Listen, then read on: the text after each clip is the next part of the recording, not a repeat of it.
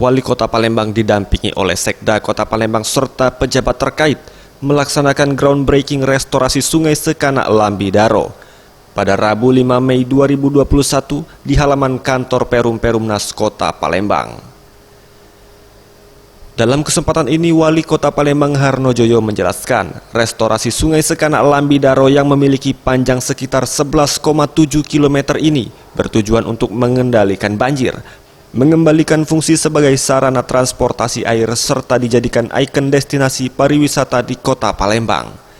Diharapkan restorasi Sekanak Lambidaro dapat bermanfaat bagi masyarakat. Panjangnya 11,7 km ini yang tujuan adalah sebagai pengendali banjir, kemudian pengembalian fungsi, kita kembalikan fungsinya, kita restorasi.